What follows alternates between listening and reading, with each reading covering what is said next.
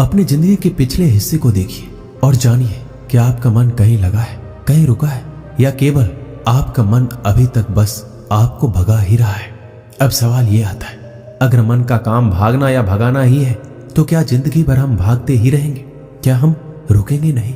ध्यान से देखो तो जिंदगी ऐसी ही है। ऐसा कौन चाहता है? कोई भी नहीं। हर किसी को शांति पसंद है, पर इसे पाना उतना ही मुश्किल है जितना ही हम इसे पाना चाहेंगे। हम उतना ही अशांत होते जाते हैं। महात्मा बुद्ध कहते हैं, आप तब तक उस मार्ग पर नहीं चल सकते जब तक आप खुद वह मार्ग नहीं बन जाते। लोग सवाल पूछते हैं, मेरा मन नहीं लग रहा, मैं क्या करूं? मैं मन को शांत करना चाहता हूं, एकांत करना चाहता हूं, मन को साधना चाहता हूं, हर तरह के फालतू विचारों से मुक्ति पाना चाहता हूं, पर मेरा मन कहीं लगता ही नहीं है, वह हमेशा भटकता रहता है। इस बात को हम एक कहानी के माध्यम से समझने की कोशिश करते हैं। एक गुरु अपने शिष्यों को ध्यान साधना सिखा रहे थे। तभी एक शिष्य ने बोला, हे गुरुदेव, मैं कुछ समझ नहीं पा रहा, क्या मैं आपसे कुछ पूछ सकता हूँ? गुरु ने कहा, बिल्कुल पूछ सकते हो। शिष्य ने कहा, जैसे मैं पानी पीता हूँ तो मेरी प्यास बुझ जाती है, या कोई भी पानी पीता है तो उसकी प्यास बुझ जाती है, तो यह ध्यान के संबंध में ऐसा क्यों नहीं होता है? जब हम आपके कहे अनुसार एक जैसा ही ध्यान करते हैं तो हम में से कोई पहले या कोई बाद में, तो कोई कभी भी ध्यान की स्थिति को प्राप्त ही नहीं कर पाता। ऐसा क्यों होता है गुरुदेव? जैसे पानी से सबकी प्यास बुझ जाती है, वैसे ही ध्यान से सबके ज्ञान चक्षु खुल जाने चाहिए, पर ऐसा नहीं होता है। गुरुदेव ने कहा, कल किसी ने हमें भोजन पर आमंत्रित किया है, कल तुम मेरे साथ चलना, मैं तुम्हारे प्रश्नों के उत्तर वहीं दूंगा। अगले दिन दोनों गुरु शिष्य भोजन के लिए एक धनी व्यक्ति के पास पहुंचे। उस धनवान व्यक्ति की पत्नी ने उन्हें भोजन पर बुलाया था। दोनों गुरु शिष्य भोजन करने के लिए बैठ जाते हैं। उन्हीं के साथ उस स्त्री का पति भी भोजन के लिए बैठा हुआ था। उसने अपने सभी नौकरों पर चिल्लाकर कहा, यह क्या बेकार सा भोजन बना रखा है, इसमें कोई स्वाद नहीं है। वह धनवान व्यक्ति भोजन की थाली फेंक कर नौकरों से कहता है, जाओ दोबारा ढंग का खाना बनाकर लाओ। धनी व्यक्ति की पत्नी ने उन दोनों गुरु शिष्य से क्षमा मांगकर उन्हें भोजन परोसने लगी। फिर दोनों ने भोजन किया, लेकिन गुरु ने अपनी थाली में 2 रोटी छोड़ दी। गुरु ने उस स्त्री से कहा, पुत्री, क्या तुम मुझे ये 2 रोटी बांध कर दे सकती हो? स्त्री ने उन रोटियों को बांध कर दे दिया। उसके बाद दोनों गुरु शिष्य वहां से चले गए। रास्ते में गुरुजी ने शिष्य से पूछा, तुम्हें भोजन कैसा लगा? शिष्य ने कहा, भोजन तो अति स्वादिष्ट था, मुझे बहुत ही पसंद आया, मुझे वहां भोजन करके बहुत ही अच्छा लगा। फिर गुरु ने कहा, क्या इससे अधिक तुम्हें और कुछ नहीं लगा? शिष्य ने कहा, इससे अच्छा और क्या लग सकता है? गुरु, मेरी भूख मिट गई, मेरा पेट भर गया। फिर गुरुदेव ने कहा, भोजन तो अच्छा था, लेकिन उस स्त्री के पति ने भोजन स्वादिष्ट नहीं है ऐसा क्यों कहा? भोजन तो अच्छा बना था, भोजन तो एक जैसा ही था, फिर उसके पति को भोजन पसंद क्यों नहीं आया? शिष्य ने कहा, आप ठीक कहते हैं गुरुदेव, मैं तो कुछ समझ ही नहीं पा रहा हूं, आप ही कुछ बताइए। गुरुदेव ने कहा, अभी तुम मेरे साथ इस मार्ग पर चलते रहो।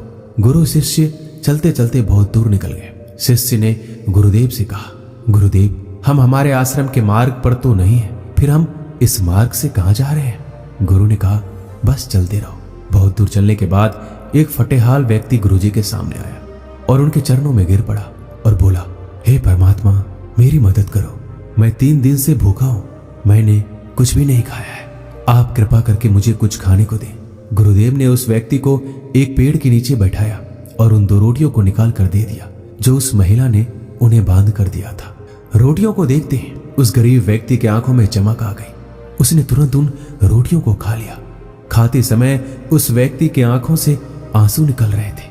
वह रो रहा था और रोटियों को खाता जा रहा था और अपने हाथ से इशारे कर रहा था, जैसे वो किसी अदृश्य शक्ति को कह रहा हो कि तेरा धन्यवाद इस रोटी के लिए। खाने के बाद उसने गुरुजी को प्रणाम किया और धन्यवाद कहा। गुरुजी ने उस व्यक्ति से पूछा कि भोजन का स्वाद कैसा था?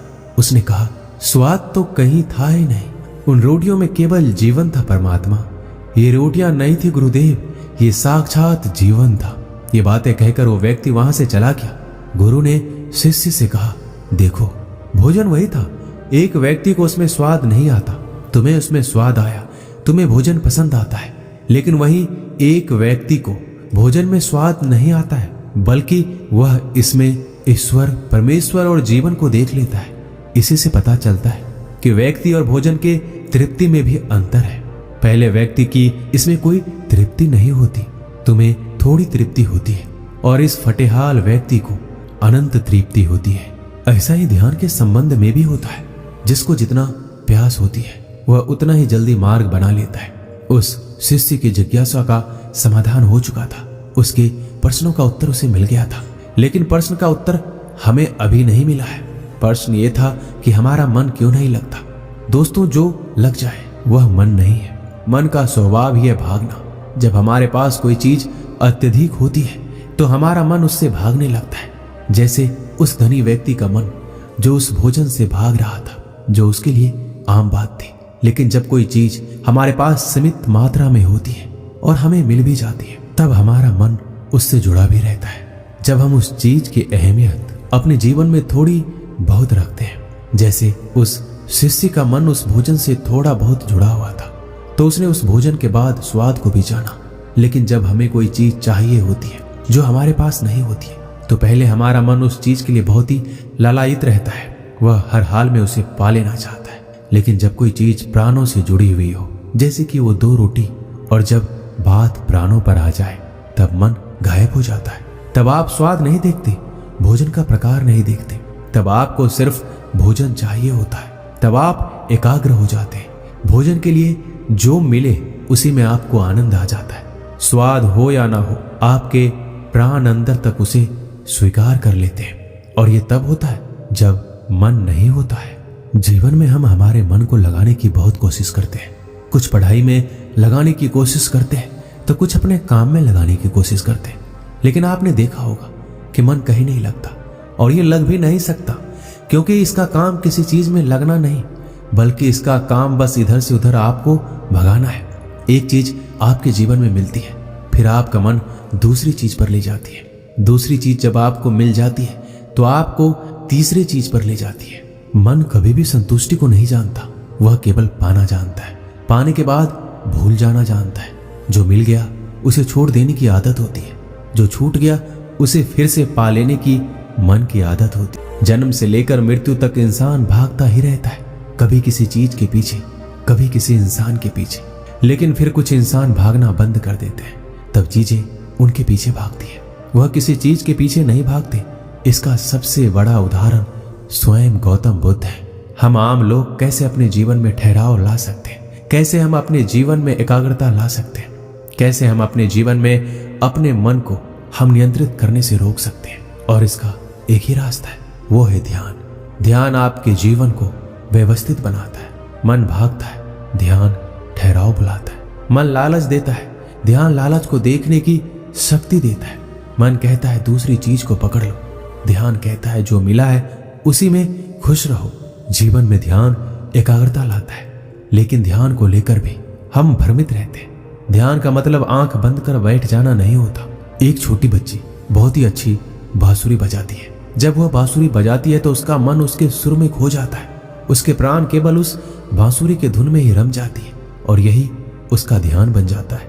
लेकिन ऐसा इसलिए होता है क्योंकि इस लड़की को उस बांसुरी में रस आता है, आनंद आता है। यही उसकी प्रकृति है, तो वो वही कर रही है जो वो हो सकती है। एक अध्यापक जब अपने छात्रों को पढ़ाता है तो उसमें खो जाता है।